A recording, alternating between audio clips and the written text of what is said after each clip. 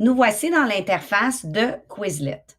Je peux faire une recherche avec l'outil recherche dans la plateforme. Je peux également cliquer ici sur créer, ce qui va m'amener à créer une nouvelle liste de termes.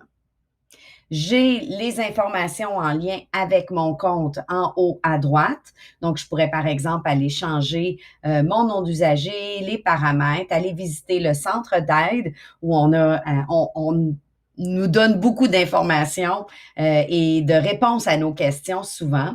Je peux aussi activer le mode nuit qui va me mettre en mode sombre si je veux jouer avec la luminosité. Je n'ai pas encore de liste de créer. C'est la première fois que j'entre dans le compte. Donc, c'est pour ça qu'ici, on m'invite à créer une liste. Et comme vous l'aurez remarqué, j'ai des publicités parce que j'utilise la version gratuite. Donc, j'ai des publicités ciblées fort probablement. Donc, c'est quelque chose à considérer. Si vous voulez les enlever, il va falloir y aller avec la version payante. Dans une autre capsule, je vous explique la différence entre la version gratuite et la version payante. Mais pour débuter, la version gratuite est tout à fait suffisante. À gauche, j'ai mon menu avec beaucoup d'options. Mon menu d'accueil dans lequel je suis présentement. Si j'avais des listes, elles apparaîtraient ici dans mon historique.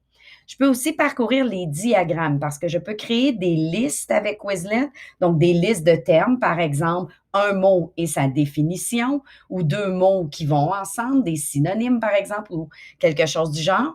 Mais je pourrais aussi venir jouer avec des diagrammes, des cartes et venir indiquer des points et l'élève devrait, par exemple, m'indiquer chacun des différents pays, par exemple. Les paramètres se retrouvent ici pour pouvoir venir changer, par exemple, mon image de profil. C'est les mêmes paramètres que j'avais en haut dans les enseignants ici, dans mon profil d'enseignant ici, pardon. Mes listes vont s'afficher une à la suite de l'autre ici. Donc, je vais avoir toutes mes listes que j'ai créées moi-même. Avec la version gratuite, mes listes sont automatiquement publiques et sont donc disponibles pour n'importe quel enseignant qui veut réutiliser ma liste. Avec une version payante, vous allez pouvoir avoir le choix de ne pas rendre public ou non vos listes. Je pourrais organiser mes listes dans des différents dossiers, donc créer des sous-dossiers, par exemple les classer par niveau, les classer par thème, par exemple. Ça pourrait être tout ce qui a un trait à un roman s'en va dans une catégorie, tout ce qui a trait au vocabulaire dans une autre, ou je pourrais les classer par moment historique, par exemple, ou quelque chose du genre. Ensuite vient la section classe.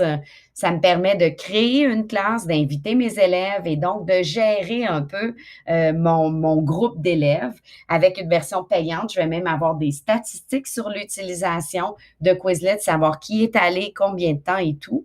Et je peux importer avec Google Classroom, ce qui est un petit fait intéressant. Le centre d'aide se retrouve ici aussi et une section enseignant est intéressante à aller voir si vous avez des questions. Voici donc un peu l'interface gratuite et à quoi elle ressemble.